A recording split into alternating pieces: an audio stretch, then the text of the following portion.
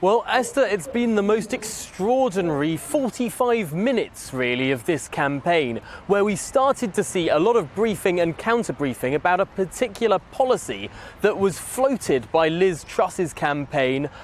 just yesterday. This is, of course, the Regional Policy Board policy of Regional Pay Board, I should say, instead of one pay board for public sector pay, setting pay rises across the nation, breaking it down by region so different areas matched public sector and private sector pay, which of course varies across the country by a considerable degree. Well, the Rishi Sunak campaign leapt upon this policy, saying it would mean pay cuts for people outside of London and the South East, pointing to a figure that the Taxpayers Alliance point to in one paper, suggesting £8.8 billion of savings could be made with a policy like this. Well, the Rishi Sunak campaign say that in order to deliver £8.8 billion in savings, you'd need to cut the pay of teachers, of nurses, of doctors, of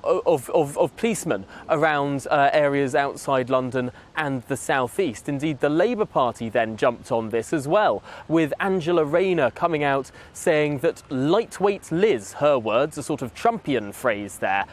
used against the Conservative frontrunner for the leadership there,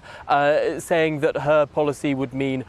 cutting the pay of people in the public sector outside of London. Well, in response to this barrage of attacks, a clarifying statement that to some extent clarifies the issue from the Liz Truss campaign, where the Liz Truss campaign have said that over the last few hours there's been willful misinterpretation of our campaign. Current levels of public sector pay will absolutely be maintained. Anything to suggest otherwise is simply wrong. They add that hard-working frontline staff are the bedrock of society, and there will be no proposal taken forward on regional pay boards for civil servants or public sector workers. Now, in response to this statement, the Rishi Sunak campaign have accused the Truss campaign of a screeching U-turn on this issue of regional public sector pay boards, which I have had confirmed from the Liz Truss campaign